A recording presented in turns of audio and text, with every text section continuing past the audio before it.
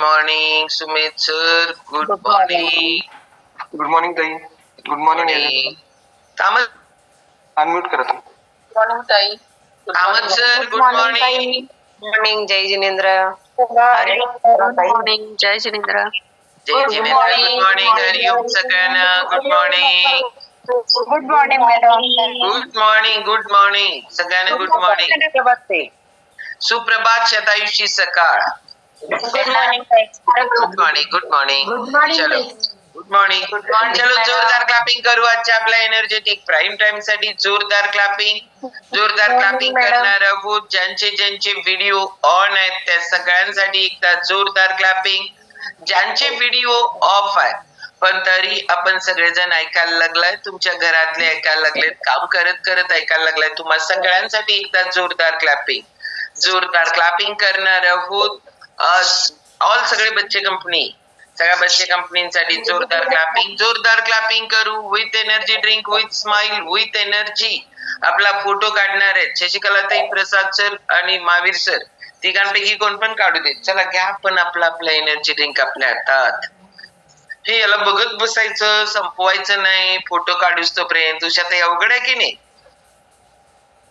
नुसतंच बघत बसायचं. घ्या. इलायची विथ ॲलो कॉन्सन्ट्रेट.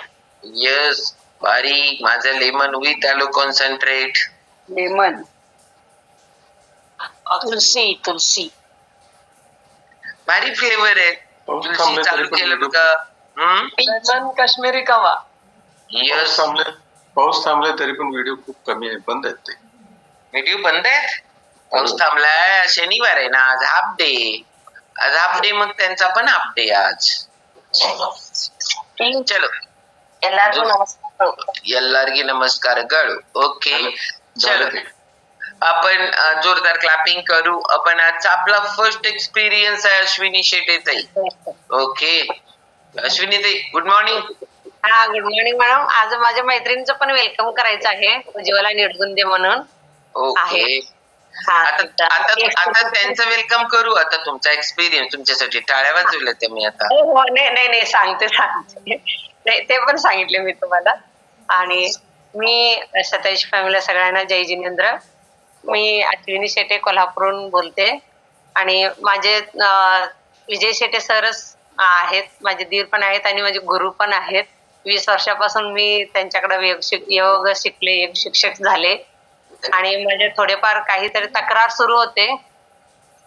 एंजिओप्लास्टी पण झालेलं आहे. मग तेव्हा त्यांच्या सल्ल्यानुसार मी हे सुरू केले न्यूट्रिशन घ्यायला. त्यामुळे हातापायात मुंग्या यायचं ते कमी झालेलं आहे. धाप लागत होतं त्यामुळे ते धाप लागायचं पण कमी झालेलं आहे. आणि मेन म्हणजे माझ्या कोलेस्ट्रॉलच्या गोळी कमी झालेल्या आहेत आणि कोलेस्ट्रॉल वाढायला पाहिजे होतं चांगले ते वाढलेले आहेत, कमी व्हायला पाहिजे होते ते कमी झालेले आहेत.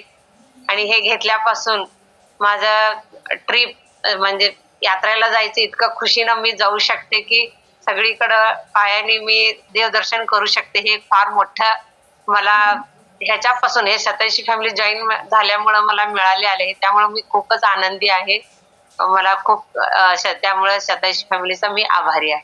जय जिनेंद्र. ओके चलो जोरदार क्लॅपिंग करू. आपण अश्विनीताईंसाठी स्वतः काम केलं. एखाद्या वेळेला एंजिओग्राफी झाली, एंजिओप्लास्टी झाली, बायपास झालं, काहीही झालं तर आता झालंय आता म्हणून बसण्यापेक्षा आपण परत होऊ नये ह्याच्यासाठी काम करणं गरजेचं असतं. आणि ते काम अश्विनीताईंनी केले. किती वेळा सांगितल्यावर केलंय, काय केलंय काहीही विचार नाही, फक्त आपण केलंय हे खूप महत्वाचं आहे. ओके चलो आता आपण जाणार आहोत. वेलकम करू. अजून एक कांबळे म्हणून कोण आहे त्यांनी पण जरासा हँडरेस देऊन ठेवा. तर आता आपण उज्ज्वला ताईंचा पण शतायुषी फॅमिली मध्ये सहर्ष स्वागत आहे. उज्ज्वला ताई शतायुषी फॅमिली मध्ये सहर्ष वेलकम. सगळेजण पटापट वेलकम करू शकता. Welcome शतायुषी family. उज्ज्वला ताई वेलकम. उज्ज्वला ताई वेलकम स्वागत आहे. वेलकम ताई. उज्ज्वला ताई थँक्यू. उज्ज्वला ताई वेलकम. उज्ज्वला ताई वेलकम ताई. उज्ज्वला ताई नाव कुठून आहात, लिंक कुणाकडून मिळाली आणि का वाटलं स्वतःवर काम करावं? वनिता चोपडे ताई, घेऊन बसा सरांना तिथं आहेत का? शेटे यांच्याकडून घेतले आणि हा. मला इतकं वजन वाढलेलं होतं, माझं 80 किलो वजन होतं. त्यामुळं मला इतकं व्हायचं की कुठलं कामात उत्साही नाही, मी कुठलंच काही करू शकत नव्हते. त्यामुळे ते औषध घेतल्यापासून ह्याचं शतायुष फॅमिलीत मी आल्यापासून मला एवढं हे वाटतंय की मला 2 नातवंड आहेत, त्यांना सांभाळण्यात पण मला कंटाळा येत नाहीये. कुठं बाहेर फिरून आले तरी मला कंटाळा येत नाही. दिवसभर एवढं एनर्जी वाटते मला, खूप छान वाटते. ओके, उज्ज्वला ताई, आहे कुठून तुम्ही? जयसिंगपूर. जयसिंगपूर वरून. हो, हा. मग काल तुम्ही आला नाही? हो, काल नाही आले मी, माझा जरा एक कार्यक्रम होता पाहुण्यांचा, मी गेले होते. ओके. हा. आता किती दिवस झालं चालू करून? आता मी तसं जवळजवळ 3 महिने झालं. मग आता परवा मी माझं तसं वजन 80 किलो होतं, आता माझं 67 झालेलं आहे. ओके, 67 म्हणजे 13 किलो कमी केलंय तुम्ही. हो हो. बेस्ट, एकदम भारी. आणि आता पहिल्यांदा हम्म. एक्सपिरियन्स. Yes, okay. भारी रिझल्ट आहे. असू दे, छोटे छोटे प्रॉब्लेम्स कमी होतील, जे काही असतील ते पण. वजन कमी करणं लई सोपं आहे, पण वजन मेंटेन करणं याच्यासाठी नॉलेजच लागतं. हे नॉलेज अपडेट करत राहा, तर डेली याच्यावर राहा. आता तुम्ही नव्हता का नाही उज्ज्वला ताई? आता काल आम्ही आलो होतो, तुम्ही नव्हता. आता तुम्ही उद्या कोल्हापूरला या, मस्त. हो, मग काय, कारण कसं आहे माहितीये का, कोल्हापूरला का बोलवायला लागलोय हे तुम्हाला तिथं आल्यानंतर कळेल. एवढा क्लास, सगळे भेटतात, फिजिकली सगळे भेटतात आणि आपल्याला हेच याचं महत्व कळतं. ह्याला आपल्याला कसं स्वस्त करायचं आहे हे पण कळतं, म्हणून यायला पाहिजे. मी जॉईन केलेलं आहे, ह्याच्यात पण गेले होते, तुमच्या चौकाकला पण कार्यक्रमला होते मी. नाही, चौकाचा प्रोग्राम वेगळा आणि कोल्हापूरचा वेगळा. ओके, चलो, जोरदार क्लॅपिंग करू आपण उज्ज्वला ताईंसाठी. आणि आता आपण जाणार आहोत चोपडे सर. आहेत का चोपडे सर? चोपडे सर, वाढदिवसाच्या हार्दिक हार्दिक शुभेच्छा. वनिता चोपडे ताईंच्या मिस्टरांना. मला काय ते दिसत नाहीयेत, वनिता ताई दिसतायत. ओके, 75 वर्ष. हा, दिसले चोपडे सर. सगळेजण बोला ना पटापट. Birthday sir. Happy birthday sir. Happy birthday. वाढदिवसाच्या शुभेच्छा सर. बार बार दिन ये आए, बार बार दिन ये गाए, जो 100 साल बिना लाठी, बिना काठी, बिना medicine. Happy birthday to you Chopde sir. Happy birthday to you. Happy birthday to you. God bless you. जो 100 साल बिना लाठी, बिना काठी. 27 शुभेच्छा तुम्हाला भरपूर. एकदम. आता त्यांच्यात ज्यादा एनर्जी आली, कारण परमास्ताईंच्या शुभेच्छांमुळे. येस. चोपडे सर, नाव कुठून आहात, कितवा वाढदिवस? 74 पूर्ण 75वा. भारी. सकाळी सकाळी बघा एवढ्या लोकांनी शुभेच्छा दिल्या. नाव सांगा ना. Thank you madam. नाव सांगा ना तुमचं. पण ते तुम्ही सांगा नाव. वसंतराव चोपडे. हे झालंय बघा. नारळ द्यायला लागणार, नारळ. हा, चलो, जोरदार क्लॅपिंग करू आपण चोपडेंसाठी. आणि आता आपण जाणार आहोत आजचा आपला अजून एक पॉवरफुल एक्सपिरियन्स. लई दिवसात ना डॉक्टरांचे एक्सपिरियन्स म्हटलं की जरा भारी पण वाटतं. आणि जरा कुठं काय पोटाला हात बीत लावून बसा, जरा काय हसायला हसवणार आहेत, काय करणार आहेत काय माहिती नाही. यांच्याकडे असा फंडा आहे सगळा की आधीच तोरगलकर ताई हसायला चालू केल्या बघा, अनिता तोरगलकर. ओके, कारण काय आहे, कोण सासू सासरे कोण असाल जरा लई वाईट वाटून घेऊ नका, कारण ते दिलसे आहे सगळं.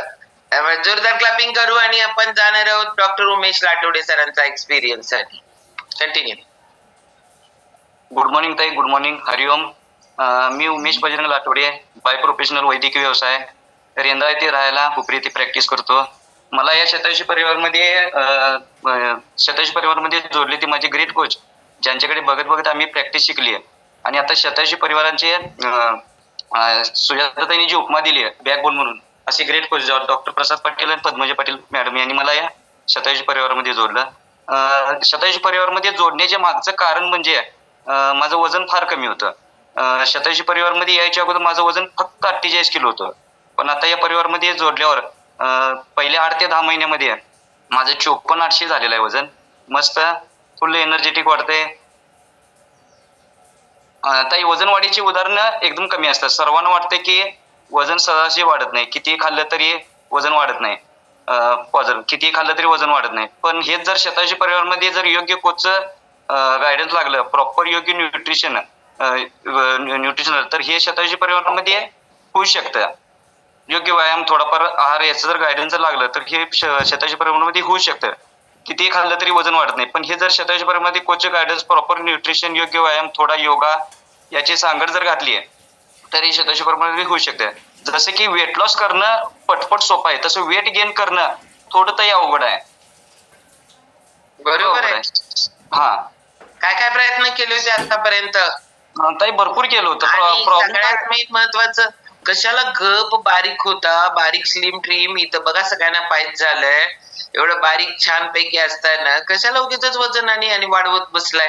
हे वाढलं तर कसं कमी करायचं? किती किती किती तोंडावर कंट्रोल करायला लागते. तुम्हाला तर सगळंच खावा म्हणतोय आम्ही, आणि मग कशाला उगीच कमी करायला लागलाय? या शतायुषी परिवारामध्ये यायच्या अगोदर मला असं वाटत होतं की आपण डॉक्टर आहे, काही जरी केलं तर आपण डॉक्टर असल्यामुळे काही मेडिसिन घेऊन आपण ह्यातनं बाहेर पडू शकतो, औषध मात करू शकतो. निवांत झोपणं, एकदम रिलॅक्स आयुष्य असं होतं. माझं ताई व्हिजिट जास्त असल्या तर प्रॅक्टिस असल्यामुळे व्हिजिट जास्त असतात. ज्या घरात चहा चांगला त्या घरात पहिली व्हिजिट असत होती माझी. त्या घरात पहिली व्हिजिट असत होती. चहा तर माझा 7 ते 8 कप चहा असायचा डेलीत आहे.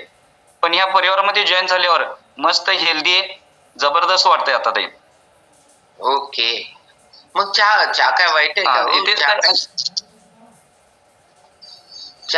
चहा तर आम्ही तुम्हाला सोडायलाच सांगत नाही. मग चहा पिऊन पिऊन पिऊन पिऊन काही लोकांना वाटते चहा सोडल्यावर, चहा पिऊन पिऊन पण तुमचं वजन वाढत नव्हतं? नाही ताई, वाढत नव्हतं ते. उगीच कशाला वाढवलं म्हणायला लागले मी. गप बारीक काय मिळेल ते खायचं, कुणाच्यात पहिला चहा चांगला मिळतोय त्यांच्यात जायचं, सगळं करायचं. ते सोडून कशाला उगीच वजन वाढवलंय? जरा सांगा ना तुमचं. मेन कारण सांगा हो. हा तेच.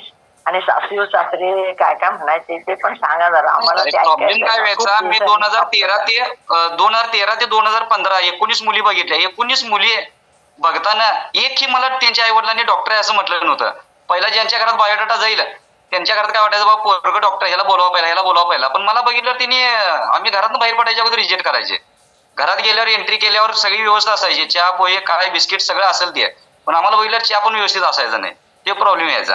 एजंट बाई कंटाळी शेवटी, ज्यांनी मला म्हणजे 19 मुली एकाच एजंटने दाखवल्या त्या देखील कंटाळ्या. शेवटी एक शिक्षकाची पोरगी तयार झाली. शेवटी एक शिक्षकाची पोरगी तयार झाली आणि दिली. म्हणजे आभार मानायला पाहिजे तुम्ही शिक्षकांचे. 100% रोज ताई, रोज असं हात जोडून वरतीकडं हात जोडून पाया पडतोय मी. वरतीकडे आणि खालतीकडे म्हणजे काय? त्या साईडला आहे ना, त्याच्यामुळे त्यांच्या जरा कर्नाटकवाल्यांचं माझ्यावर लईच जरा प्रेम आहे. हा बरोबर. पोरगी दिली म्हणजे कर्नाटकवाल्यांचं तुमच्यावर प्रेमच आहे. ओके, चलो जोरदार क्लॅपिंग करू आपण डॉक्टर उमेश लाटोडे सरांसाठी. बरं झालं कॉलवर मला असं वाटायला लागले यदा कदाचित असणार आहे. ओके, एकतर बायको असणार आहे. एक ताई निपाणीच आहे, जरा कंट्रोल केले, बाकी काही नाही. आता जरा सुधारणा केलेली आहे, आता आहे जरा व्यवस्थित आहे. हा आता तुमच्यावर ताई स्वतः बोलत म्हटल्यावर काय तर जरासा बदल करायला पाहिजे. कुणाच्या संगतीत आहे ह्या 1.5-2 वर्षात जो प्रॉब्लेम होता, कुणाच्या संगतीत आहे हे समजल्यावर मॅडमनी स्वतः तुमच्याबरोबर बोलले ना. आमच्या मॅडमनी खरं सांगू का, संगतीचा परिणाम होतोय. तुम्हाला एक्सपिरियन्स वरनं पण लक्षात आलं असेल की नेहमी आपण काय करतो, आपल्याला ज्या गोष्टी मिळत नाहीयेत ना त्यावेळेला आपण दुसऱ्याला ब्लेम करत असतो. आणि मला स्वतःला असं वाटतं मला काय करायला पाहिजे, हा आपल्याला पहिला आपलं पाहिजे, मी काय करायला पाहिजे आणि मग दुसऱ्यांनी काय करायला पाहिजे. आपल्याला काय वाटत असतं, सगळ्याच जड म्हणजे दुसरेच. मग तिथं सासू सासरे असतील, बायको असेल, त्यांच्या घरचे असतील, यांच्या घरचे असतील, बहीण असेल, काय असेल, सगळे जबाबदार मीच तेवढा ओके. पण जोपर्यंत लाटोडे सर भरपूर प्रोग्रेस आहे तुमच्यामध्ये. जोपर्यंत स्वतःमध्ये आपण आता या हा आई वडिलांनंतर या काळजी घेणारा शतायुषी परिवारामध्ये कोच असतो. भले तो कोच लहान असो किंवा मोठा असो, पण तो कोच सुजाता त्यांच्या मार्गदर्शनाखाली थोडंफार पावसाळा खाल्लेला असतोय. त्याच्यामुळे हा कोच ग्रेट असतोय. त्याच्यामुळे जो कोच सांगतोय तेच ऐका, तुमचं काय हे वापरू नका. हे एक शिकायला मिळालं. आणि दैनंदिन जीवनात कसं राहायचं हे देखील शिकायला.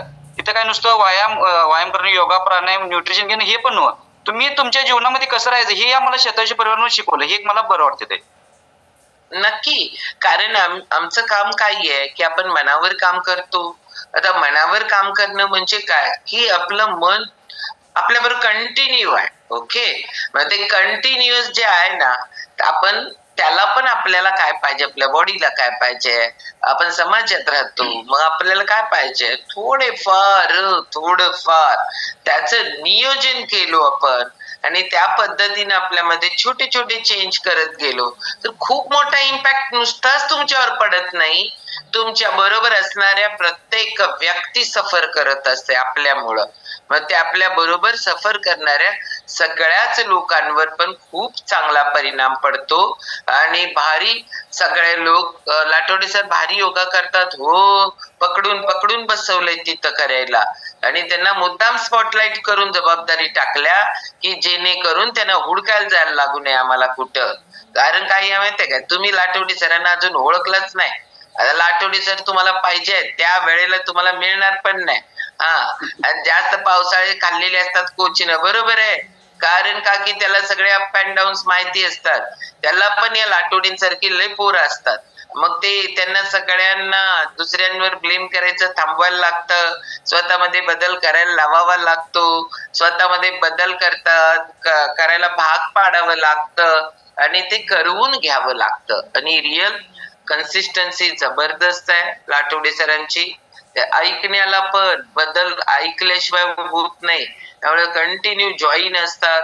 सकाळचा योगा त्याच्यामध्ये भारीपैकी म्हणून तर म्हटलं ना, आम्ही त्यांना हेच करून टाकले सहशिक्षक, की त्यांच्यावर स्पॉटलाइट केलं की काय करतात, हलतात कुठे पाय इथपर्यंत जात असला स्पॉटलाइट आहे इथपर्यंत येतो, प्रयत्न होतो प्रयत्न आणि मग तो आदर्श अवस्थेकडे वाटचाल करतो. ज्यावेळेला आसनामध्ये आदर्श अवस्था यायला लागते त्यावेळी आपल्या व्यक्तिमत्वात पण आदर्शता आणणं गरजेचं असतं आणि ते ऐकल्याशिवाय होत नाही, जे स्वतः ते करायला लागलेत.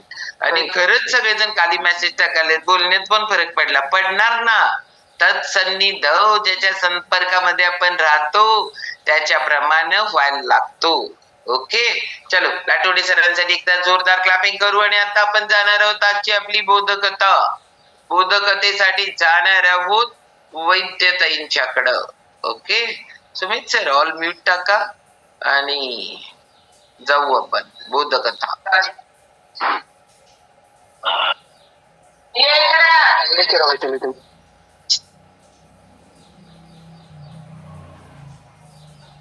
हरिओम. येतोय आवाज. वसंतराव चोपडेंना वाढदिवसाच्या खूप खूप शुभेच्छा.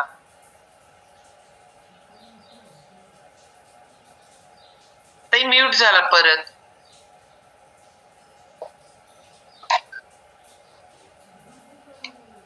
तर त्यांना वाढदिवसाच्या खूप शुभेच्छा. त्यांना वजन वाढवायचं आहे.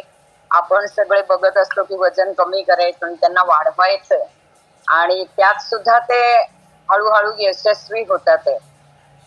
वनिताला कमी करायचं होतं आणि त्यांना वाढवायचं होतं आणि ते वाढवण्यासाठी स्पेशल जो वेट गेन आहे आता लाटोडे सरांचं आपण ऐकलंच आणि त्यावरनं लक्षात आलं की पर्सनॅलिटीमध्ये व्यक्तिमत्वामध्ये किती फरक पडू शकतो आणि तो पडलेला आहे.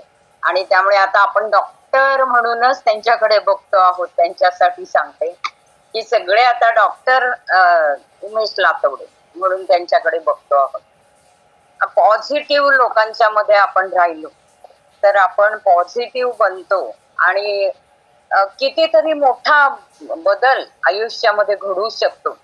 यासाठी म्हणून आजची कथा आहे आणि ती आपण ऐकणार आहोत की अगदी कुठल्या स्तरापर्यंत व्यक्ती गेलेली असते आणि त्या व्यक्तीला किती मोठ्या प्रमाणामध्ये बदल त्याच्यामध्ये घडतो आणि एक व्यक्ती जरी तशी आली तरी तो बदल कसा घडतो हे आपल्याला दिसतंय. सगळं म्हणजे एक जण होता स्वरूप आणि त्यांनी सगळ्या गोष्टी व्यवस्थित करायची सवय त्याला. आणि आपल्या बेडच्या जवळचं टेबल, तिथे वरती एक नोटपॅड आणि तिथं त्यांनी नोंदी लिहिलेल्या होत्या सगळ्या.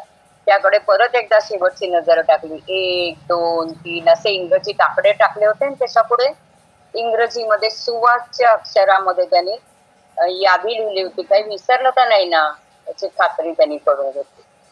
बाहेरचा मुख्य दरवाजा नीट लावलाय ना, बाहेरच्या दरवाजावर उद्या दूध नको अशी चिठ्ठी लिहिलेली होती आहे की याची खात्री केली. घरातील सगळे नळ नीट बंद केले होते. उगाच एखादा नळ चालू राहिला तर त्याच्या आवाजाने शेजारच्या फ्लॅट मधनं कोणीतरी ठणाणा करत येऊ नये.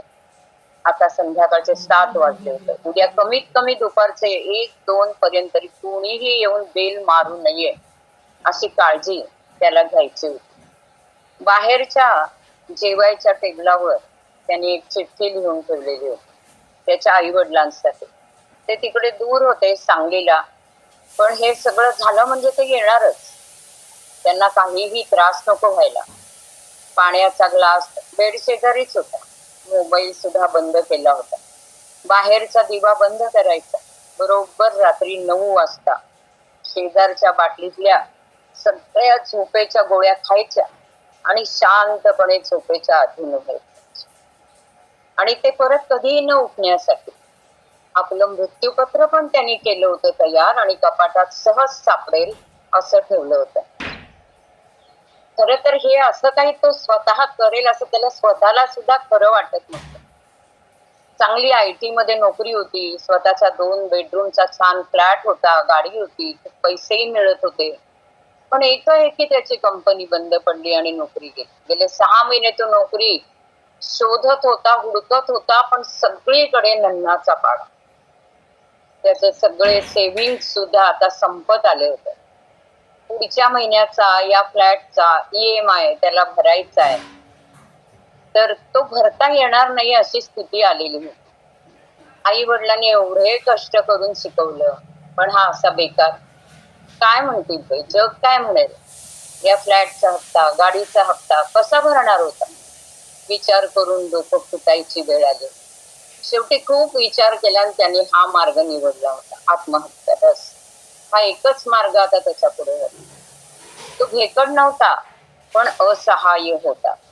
पूर्ण विचाराअंती त्यांनी हा निर्णय घेतला. त्याला त्याच्या आवडत्या स्टार ट्रेक मालिकेतलं एक वाक्य आठवलं की highly illogical decision logically arrived at. आणि त्याही अवस्थेत त्याच्या चेहऱ्यावर एक हलकस स्मित आलं. सगळी तयारी झाली होती. त्यांनी घड्याळात पाहिलं, संध्याकाळचे 7 वाजत होते. त्यांनी झोपेच्या गोळ्यांचं झाकण उघडलं. भरपूर गोळ्या आहेत की नाही याची खात्री करून घेतली. आता त्याला फक्त 2 तास काढायचं होतं. दिवाणखान्यात जाऊन दूरदर्शनवर कुठली तरी सिरियल पाहावी असा विचार करून तो उठला. तेवढ्यात त्याच्या दारावरची बेल कोणीतरी वाजवली. आता या आवेळी कोण बरं आलं असं म्हणत दरवाजा न उघडता तो तसाच उभा राहिला. कोण असेल तो? बेल वाजवून निघून जाईल. वाजू दे बेल, त्याने विचार केला. तो बेकार झाल्यापासून त्याच्या मित्र म्हणवणाऱ्या सगळ्यांनी सुद्धा त्याच्याकडे यायचं बंद केलं होतं. याचं काय रोजचं रडगाणं ऐकत बसायचं आणि पार्ट्या करायला स्वरूपकडे पैसे तरी कुठे होते, तर मित्र येतील. पण परत एकदा बेल वाजली. तो आता दिवाणखान्यात जाऊन उभा राहिला. दिवा बंद करावा का, म्हणजे जे असतील ते निघून जातील. पण बाहेर जो कोणी असेल त्यांनी दिवा पाहिलाच असणार आहे आतापर्यंत.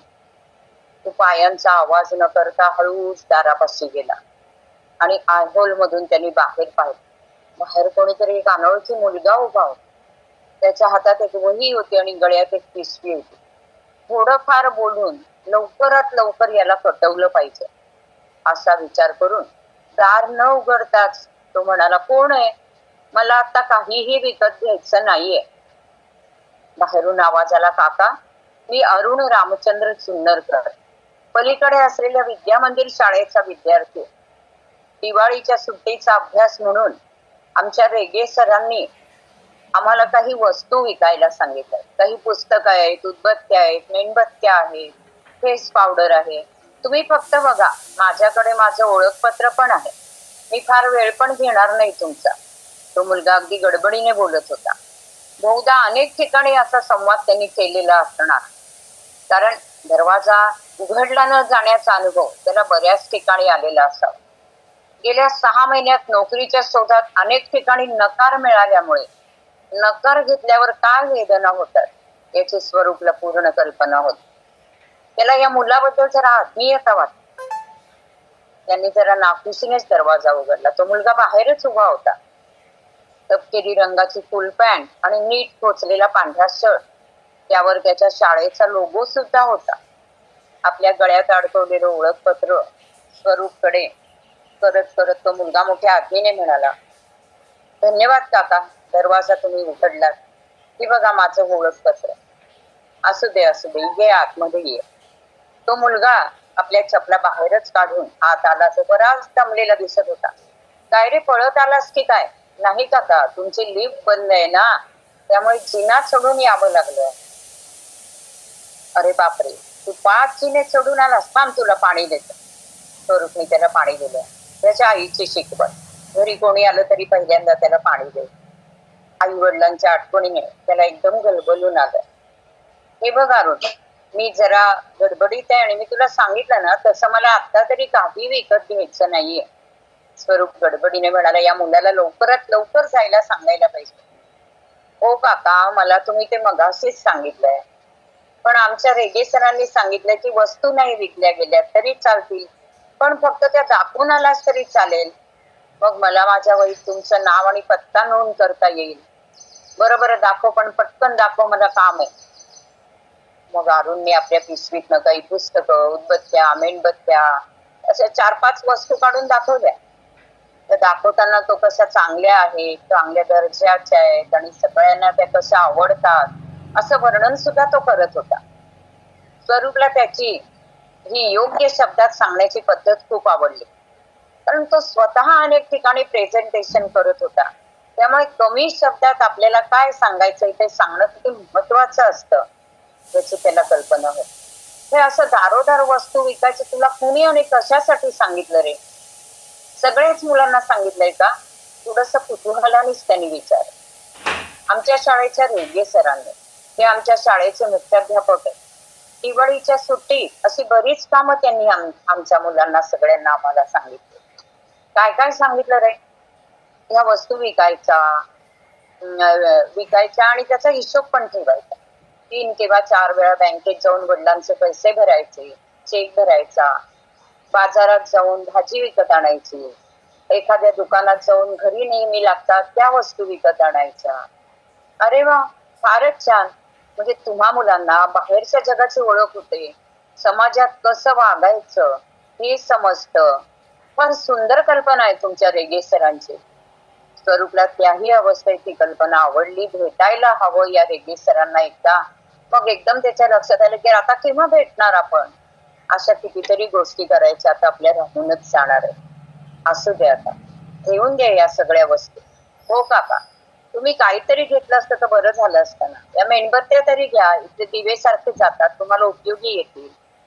अरे अरुण, मी नको म्हणालो ना. मग नको. तसं माझ्याकडे इन्व्हर्टर पण आहे. स्वरूप जरा तिसडेपणानेच म्हणाला. जात का नाहीये हा मुलगा? अरुणने सगळ्या वस्तू नीट उचलल्या, आपल्या पिशवीत ठेवायला सुरुवात केली. स्वरूपला एकदम शरमल्यासारखं झालं. पण या वस्तू घेऊन तरी मी आता काय करणार होतो ना. काय रे अरुण, माझ्यासारखे वस्तू न घेणारे तुला बरीच भेटत असतील ना रे. तुला वाईट नाही वाटत? आमचा राग नाही आहे? काका, मी जेव्हा पहिल्यांदा या वस्तू विकायला सुरुवात केली ना, तेव्हा अगदी पहिल्याच दिवशी भरपूर वस्तू विकायचा असा निश्चय करून मी बाहेर पडलो होतो.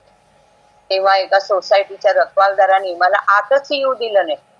वस्तू विकायचं दूरच. मग तसाच मी घरी गेला. कितीतरी वेळ मी रडतच होतो. आईने माझी समजूत काढली आणि मला परत त्याच सोसायटीत जाऊन पुन्हा दुसऱ्या दिवशी प्रयत्न करायला सांगितले. मग काय झालं, किती वस्तू विकल्यास? काहीही नाही. पण मी सोसायटीच्या सेक्रेटरींना भेटलो आणि त्यांची परवानगी मिळवली आणि 3 फ्लॅट्स पर्यंत पोहोचू शकलो. त्या लोकांनी काहीच घेतलं नाही. दोघांनी तर आम्हाला काही नकोय असं दरवाजा न उघडताच सांगितलं आणि एका आजोबांनी मात्र दरवाजा उघडला. पण माझं सगळं ऐकून न घेताच मला काही नको म्हणून दरवाजा धाडकन बंद केला. ते खूप वैतागलेले होते. अरे रे, मग तू काय केलंस? त्या दिवशी सुद्धा मी खूप रडलो. माझ्या तोंडावर हे असे लोक दरवाजा कसा काय बंद करतात? मी काय भिकारी होतो का? भिकारी लोकांशी सुद्धा असं वागायला नको. मला तो अपमान सहनच झाला नाही. मग मी आमच्या रेगे सरांना भेटलो. अगदी रडतच त्यांना माझा सगळा अपमान झालेला, सगळं घडलेलं सांगितलं. मी एवढा वर्गात पहिला येणारा मुलगा, माझ्याशी लोकांनी असं वागावं? मग तुझे ते रेगे सर काय म्हणाले? उत्सुकतेने विचारले. ते माझ्या जवळ आले आणि माझ्या पाठीवर हात फिरवत म्हणाले, हे बघ अरुण, एक गोष्ट नेहमी लक्षात ठेव. ते तुला हाकलून घालत नाहीये. तू विकणाऱ्या ज्या वस्तू आहेत त्यांना ते हाकलत असतात, तुला हाकलत नाही. त्यांना तू नको असतोस असं नाहीये रे. त्यांना तू विकणाऱ्या वस्तू त्यावेळी नको असतात. तू चुकीच्या वस्तू चुकीच्या माणसांना तरी विकत असतोस किंवा ते चुकीच्या वेळी तरी विकायला जात असतो. बघ, तुला वाईट वाचायचं काहीच कारण नाही. अपमान झालाच असेल तर त्या वस्तूंचा झाला, तुझा नाही झाला. आणि हे बघ, विक्री करणं ही ना एक कला आहे. ती कष्टपूर्वक आत्मसात करावी लागते. आणि तू तिथे त्या विकू शकला नाहीस हे समजून घेणं पण म्हणजे ही कला तू तुझ्यामध्ये डेव्हलप करायला पाहिजे, विकसित करायला पाहिजे. तू विकलं नाही तर का नाही विकू शकला त्याचा विचार केला पाहिजे, समजून घेतलं पाहिजे. समजून घेणं हे तितकंच महत्वाचं. तो एकदम अंतर्मुख झाला स्वरूप. म्हणजे त्याला नोकरीसाठी अनेक ठिकाणाहून नकार आला, तो त्याला नव्हताच मुळी. त्याच्याकडे जे कौशल्य आणि अनुभव होता तो त्या कंपनीना आता ह्यावेळी नको होता, ती त्याच्या आता मनात आलं. इतकंच त्याचा अर्थ. माझा अपमान झाला, मला कसे काय नकार देऊ शकतात असं समजून त्याने जो आपला इगो दुखावून घेतला होता तो एक तद्दन बावळटपणाच होता आपला. या सगळ्या अनुभवातून आपण काय शिकलो त्याचा त्यांनी विचारच नव्हता केला. खरं तर त्याचे बाबा नेहमी सांगायचे, पराजय हा ना खूप मोठा गुरु आहे स्वरूप. त्याला एकदम लक्षात आलं. उपदेश लक्षात ठेवणं सोपं असतं, पण योग्य वेळ येताना आली की तो अंमलात आणणं फार अवघड असतं. मला खूप बरं वाटलं आणि एका नव्या उमेदीने मग मी या वस्तू विकायला सुरुवात केली. अरुण म्हणाला. 4-5 दिवसात मी खूप फिरलो आणि 5व्या दिवशी माझी 2 पुस्तकं विकली गेली. मला इतका आनंद झाला. अरुण पुढे सांगत होता, स्वरूपने आता या मुलाकडे जरा नीट निरखून पाहिलं. किडकिडीत शरीर यष्टी, सावळा रंग आणि एका बाजूला नीट विंचरलेले केस. 13-14 वर्षाचं वय, पण एक चमक दिसली त्या मुलामध्ये, जाणवली त्याला. इतका वेळ उभाच असलेला स्वरूप आता सोफ्यावर बसला. अरुणने तोपर्यंत त्याचं सगळं सामान पिशवीत भरलं होतं. स्वरूपच्या लक्षात आलं की रेगे सर या मुलांना नकार कसा पचवायचा ह्याचं शिक्षण देत होते आणि तेही नुसतं पुस्तकी नव्हे तर जळजळीत अनुभवातून. आणि हे स्वरूपला आत्मसात करायची गरज होती. तुझे आई वडील काय करतात रे? जरा कुतूहलाने त्यांनी विचारलं. माझे वडील ना रिक्षा चालवतात आणि माझी आई 3-4 ठिकाणी पोळ्या करायचं काम करते. तुमच्या घरी कोणी बाई माणूस दिसत नाही, त्यांना माझ्याकडची ही पावडर आवडली असती. नाही रे, अजून माझं लग्नच नाही झालेलं. तुम्हाला पोळ्या करायला कोणी हवंय का? माझी आई खूप सुरेख पोळ्या करते, ती तुमचा पूर्ण स्वयंपाक सुद्धा करेल. स्वरूपला गंमत वाटली. हा मुलगा काही आपले प्रयत्न सोडत नव्हता. अरे आमच्याकडे एक बाई येतात, पण मला एक सांग, तू इतके ठिकाणी फिरतोस, काही ठिकाणी तुझ्या वस्तू विकल्या जातात, काही ठिकाणी नाही. तुला वाईट वाटल्यावर तू आता काय करतोस? मागच्यासारखा रडतोस? अरुण आता जरा मोकळेपणाने बोलायला लागला. नाही काका, आता मी नाही रडत. मी आता ही अडथळ्यांची शर्यत केली आहे. स्वरूपला एकदम आश्चर्य वाटलं. म्हणजे रे काय? म्हणजे काका, आमच्या शाळेत मी बऱ्याच वेळा अडथळ्यांच्या शर्यतीमध्ये भाग घेत असते. एकामागे एक अडथळे मी पार करत असते आणि ते पार झाले की मग ती शर्यत संपते. तर या वस्तू विकायच्या म्हणजे तसंच आहे ना.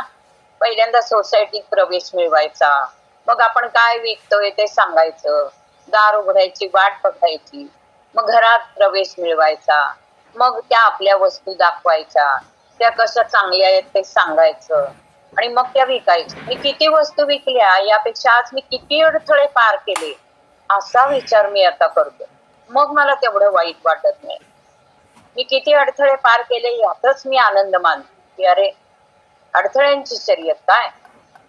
स्वरूपला वाटलं काय मस्त कल्पना आहे ही. एकदम कुणीतरी आपल्याला आपल्या अंगावर गार पाणी टाकून गाढ झोपेतनं उठवावं असं त्याला वाटलं. Count your winnings, process defining. आपल्याला हे नुसतं वाचून माहिती आहे आणि हा मुलगा हे अंमलात आणतोय प्रत्यक्ष. अरुण तू कितवीत आहेस रे? स्वरूपने जरा कौतुकाने विचारलं. मी 8वी क मध्ये आहे काका. आमची मराठी शाळा आहे आणि ब मध्ये खूप हुशार मुलं आहेत. मी पण माझ्या तुकडीत खरं तर पहिलाच येतो. आमचे रेगे सर म्हणतात हा मुलगा माझ्यापेक्षा हुशार आहे असं म्हणू नका. मागच्या परीक्षेपेक्षा तुला स्वतःला जास्त मार्क पडले की नाही हे बघा. तुमची शर्यत फक्त स्वतःशी असू द्या, इतरांशी करू नका. अरे वा, या तुझ्या रेगे सरांना भेटायला पाहिजे. आणखी काय सांगतात रे रेगे सर तुम्हाला? रेगे सर हा बहुतेक अरुणचा आवडीचा विषय असावा. त्याचा चेहरा एकदम उजळून निघाला. सर, काका, आमचे सर ना आमचे देव आहेत. तुम्ही नक्की त्यांना भेटायला या. त्यांना आवडतं असं लोकांना भेटायला. पण माझं नाव सांगा बरं का, की मी तुम्हाला सांगितलंय. नक्की नक्की भेटेल. परवा काका एक गंमत झाली. 4-5 दिवस ना मी बराच केली, माझी एकही वस्तू विकली गेली नाही. माझं काहीतरी चुकतंय हे समजून घ्यायला मी पुन्हा काय चुकतंय ते हे लक्षात आलं नाही आणि रेगे सरांकडे गेलो पुन्हा. त्यांनी मला काय काय करतो विचारलं. माझं सगळं ऐकून घेतलं. ते हसले आणि म्हणाले अरे you did not put 1 foot inside the house. मला इंग्रजी चांगलं समजतं बरं का काका. मला काही ते फारसं समजलं नाही आणि मला काहीच समजलं नाही हे लक्षात आल्यावर सर एकदम हसले. स्वरूप स्वतः MBA होता, इंजिनियर होता. त्याला हे चटकन समजलं. पण या लहान मुलाला काय समजलंय हे पाहायला तो म्हणाला मग रेगे सर काय म्हणाले रे तुला? ते म्हणाले अरुण तू अनेक अडथळे पार करतो, पण या सगळ्यात महत्वाचा अडथळा म्हणजे त्या घरात प्रवेश मिळवणं. हे जर तुला जमलं नाही तर बाकीचे अडथळे पार करून काही उपयोग नाही ना. आणि ते जर करायचे असेल तर त्या घरात कोण कोण राहतात, ते केव्हा केव्हा घरी असतात, त्यांना काय काय विकायचा प्रयत्न केला असताना ते विकत घेऊ शकतात याचा अभ्यास केला पाहिजे ना. आणि मग ते दार ठोठावलं पाहिजे. त्या लोकांना काहीतरी फुकट दे. घरात बायका असतील तर 2 पावडरचे डबे घेतले तर 1 टिकल्यांचं पाकिट फुकट देईन असं सांगितलं ना तर दरवाजा उघडेल आणि तुला ताबडतोब तुझा उजवा पाय आत टाकता येईल. मग तुझ्याकडे जे आहे ते विकायची संधी तुला मिळणार. वा, फारच सुंदर प्रकारे त्यांनी तुला हे समजावून सांगितलं रे. काका मला अजून सगळं हे समजलं नाहीये, पण माझ्या हे लक्षात आलंय की गणित सोडवताना बऱ्याच गणितात कसं असतं त्यात एक महत्वाची स्टेप असते. ती जमली ना की मग ते गणित लगेच सोडवता येईल. अगदीच असतं. तुमच्या घरात शिरकाव झाल्याशिवाय तुम्ही काही विकू शकतच नाही. अगदी बरोबर समजलं तुला. काका तुमच्याकडे पुस्तकं बरीच आहेत. रणजित देसाईंचं स्वामी तुम्ही वाचलंय का? माझ्याकडे आहे ते. तुम्हाला देऊ का ते? तुम्हाला नक्की आवडेल. अरुणने काही आपली चिकाटी सोडू नये. स्वरूप हसला. ते म्हणाला तुझ्याकडे ते विवेकानंदांचं पुस्तक आहे ना ते सुद्धा मला दे. अरुणने मोठ्या आनंदाने ती पुस्तकं दिली आणि आपल्याकडचं बिल बुक काढलं. बिल सुद्धा करून दिलं. दारावरची पाटी वाचून त्यावर स्वरूपचं नाव सुद्धा लिहिलं. बैस जरा मी पैसे घेऊन आलो असं म्हणून स्वरूप आज बेडरूम मध्ये आला. पाकिटातनं पैसे काढताना त्याचं लक्ष समोरच्या नोटपॅड कडे गेलं. त्याला आपल्या पळकुटेपणाची लाज वाटली. हा इतका लहान मुलगा इतके नकार पचवून सुद्धा आपले प्रयत्न सोडत नाही आणि मी इतका उच्च शिक्षित असून मैदान सोडून पळून निघालोय. शेवटी त्याचा जय झालाय. मी घेतली 2 पुस्तकं त्याच्याकडून. एक नवी ऊर्जा त्याला मिळाल्यासारखं वाटलं आणि मग शांतपणे आत्महत्येची चेकलिस्ट त्यांनी फाडून टाकली. त्यांनी दुसरी टी टू डू अशी लिस्ट करायचं ठरवलं. पहिल्या जागी लिहिणार होता रेगे सरांना भेटला. बाहेर येऊन त्यांनी अरुणला पैसे दिले. त्यांनी पुस्तकं नीट टेबलावर ठेवली, त्यावर पावती पण ठेवली. तो दरवाजाकडे वळला, म्हणाला, धन्यवाद काका. अरे हो, माझं कार्ड तुम्हाला द्यायचं राहूनच गेलं. मी काही माझं कार्ड छापलं नाहीये, पण माझ्या वहीच्या कागदाचे 4 भाग करून त्यावर माझं नाव आणि पत्ता या माझ्याच अक्षरात मी लिहिलाय. आणि याचा फोन नंबर आहे ना, तो माझ्या बाबांचा आहे, हे घ्या, असं म्हणत त्यांनी आपल्या वरच्या खिशातनं वहीच्या कागदाचे 4-5 तुकडे काढले आणि त्यातला एक कागद आपल्या दोन्ही हातात धरला. आणि मग तो कमरेत वाकला आणि मोठ्या आत्मीने तो कागदाचा चिटोरा एखादं सुंदर कार्ड द्यावं त्याप्रमाणे स्वरूपच्या हातात पुढे धरला. स्वरूप नोकरीत असताना त्यांनी कितीतरी जणांना आपलं व्हिजिटिंग कार्ड दिलं होतं, कितीतरी जणांनी त्यांनी स्वीकारलं पण होतं. खोटा खोटा आदर दाखवत, अगदी कमरेपासून झुकून, आपले दोन्ही हात पुढे करून.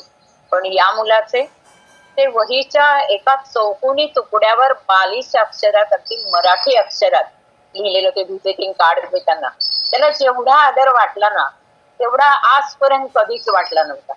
त्यांनी दोन्ही हात पुढे केले ना, आपल्या हाताच्या उंजळीत तो चिटोरा घेतला, अगदी खऱ्या आदराने घेतला आणि तसाच मग आपल्या कपाळाला लावला. मग अगदी अनावर झालेल्या आपल्या अश्रू आवरत स्वरूपने त्या मुलाचा हात आपल्या हातात घेतला, अगदी एखादा आंतरराष्ट्रीय कंपनीचा प्रेसिडेंटचा हात घ्यावा ना हातात तसा.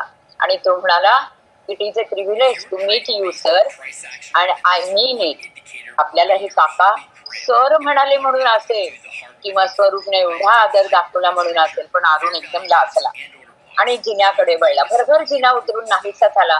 स्वरूपला म्हणावं असं वाटलं, अरे तू कसला लाजतोस, मीच लाजलो पाहिजे. थोडे दिवस काय आले, मी तर पळून जात होतो. त्या मोकळ्या जिन्याकडे पाहत स्वरूप कितीतरी वेळ गेल्या 15-20 मिनिटात घडलेल्या घटनेचा विचार करत निशब्द उभा होता. त्याला वाटलं, हा अरुण नको त्या आवेळी पाहुणा म्हणून आला खरा, पण माझ्या जीवनात अरुणोदय करून गेला. हरिओम. चलो जोरदार क्लॅपिंग करू वैद्यताईंसाठी आणि आजच्या बोधकथेसाठी. कुठली भारी बोधकथा. आयुष्य म्हणजे खरंच अडथळ्यांची स्पर्धा आहे. कधी वर येतं, कधी खाली जातो आपण. आणि हे दिवसभरात जर सकाळपासून संध्याकाळपर्यंत आपण अनुभवायचं ठरवलं ना, तर हे सगळे अनुभव येत असतात. आणि एखादाच असा अडथळा थोडासा मोठा असतो आणि तिथं ताकद लावायच्या ऐवजी तिथं शरणागती. कसले एक जीव वाचला, फक्त एक लेसन. आपल्याला रोज हे सगळे अनुभव असतात. रोज आपल्याला मेल्याहूनही मेल्यासारखं करत असतो आपण, कारण आपण पूर्ण शरणागती पत्करलेली असते. तर तसं नाहीये बघा, केवढं लेसन होतं. हे सारखं होत राहणार आहे, कधी खाली कधी वर. आणि आपण एक लिंक जर लोकांनी जॉईन केले नाही तर लगेच शरणागती. आपण बोलत असतो लोकांबरोबर. तुम्हाला मी रिअल सांगू का, तुम्ही बोलता, लोकांना सांगत असता, लिंक जॉईन कर म्हणत असता, योगा कर म्हणत असता. नाही केलं किती चिकाटी ठेवायला पाहिजे, त्या अरुण सारखी चिकाटी ठेवायला पाहिजे आपण. ऑलवेज ऑलवेज ऑलवेज, कारण भाव चांगले असायला पाहिजेत. हे सगळं भाव चांगलं असले ना तर होतं. बघा, कुणाच्या स्वरूपात आला हे महत्वाचं नाहीये, तो साक्षात भगवंताचाच अंश होता ना. त्यामुळं समोरच्याला काय पाहिजे ते आतनं येत असतं. आणि हे खरंच त्यांचे जे सर होते ते पण ग्रेटच. व्यवहार ज्ञान व्यवहार करताना व्यवहार ज्ञान कळतं. आणि व्यवहार ज्ञानच तुम्हाला जगण्यासाठी महत्वाचं असतं. आणि हे नुसताच पुस्तकी ज्ञान बरोबर व्यवहार ज्ञान सुद्धा आपण पण तयार करायला पाहिजे. नेक्स्ट जनरेशन आपण तयार करायला पाहिजे, आपण नाही खचायला पाहिजे. ओके, चलो. आज दुपारी 4 वाजता प्राणायामाचा वर्ग आहे. कारण आम्ही काल नव्हतो. खूप लोक मेसेज कसे टाकतात, लिंक बदलली का, हे झालं का, कारण खूप वेळ जॉईन करतोय आम्ही. त्यातले काही लोक असतात जे सकाळी नसतात ऐकायला किंवा काल नसतील, त्यामुळं करा जरा रिलॅक्सेशन. आज दुपारी 4 वाजता प्राणायामाचा वर्ग, 5 ते 6 वर्कआउट बॅच, 6 ते 7 योगासनांचा वर्ग. उद्या मस्तपैकी कोल्हापूरला प्रोग्राम आहे. ज्याला यायचंय ते या भेटा. भारी वाटतं, भारी फिलिंग असतं. ओके. आणि सोमवारसाठी नव्या उमेदीनं, नव्या जोशानं आजची बोधकथा ऐकून परत न डगमगता, न थकता, कसलं क्लास पोरग, हे पाहिजे का ते पाहिजे का, मेणबत्तीवरून डायरेक्ट पुस्तकावर देऊनच आलं, असं आपल्याला पण करता यायला पाहिजे. समोरचं म्हणजे काय आहे की प्रमोशन. मालतीताई किती छान वर्ग घेतात, शोभाताई जैन किती छान वर्ग घेतात, सकाळच्या वर्कआउट बॅचला किती भारी म्युझिक असतं, किती फ्रेश वाटतं, काय काय वाटतं. मॉर्निंग फ्युल स्टेशन, ओंकार साधना, या सगळ्या गोष्टींचं प्रमोशन करता यायला पाहिजे. जर आपण प्रमोशन इतकं छान केलं की समोरच्या व्यक्तीला जॉईन व्हावं असं वाटायला लागतं. त्यामुळे आपल्यातला राहतेला गुण जे आहे ना प्रमोशन, तो आपल्याला इथं लक्षात आला. काही ना काही करून कुठं ना कुठं ऐकायला तरी बसवा, करायला तरी बसवा, दुपारी रिलॅक्सेशनला तरी बसवा, 15 मिनिटं ओंकार साधना मन म्हणा. या सगळ्या गोष्टीला आपण करायला भाग पाडायला पाहिजे लोकांना, कारण जे फ्री मध्ये आहे ते तर करू देत, या सगळ्या गोष्टी आयुष्यभर करू देत. खूप लोकांचा समज असतो देतील थोडं दिवस, नंतर बंद करतील, नंतर ते विकतात आणि अमुक करतात आणि तमुक करतात. तुम्हाला जेवढं पाहिजे तेवढं घेत राहा मस्त पैकी. आणि हे लोकांना सांगणं, सोमवारी नवीन बॅच, नवीन वर्गावर खूप लोकांना जॉईन करू, ओंकार साधना बाकी या सगळ्याला पण जॉईन करू. ह्याच संकल्पना आपण इथंच थांबणार आहोत. Thank you very much. Good day. हरिओम सगळ्यांना. थँक्यू.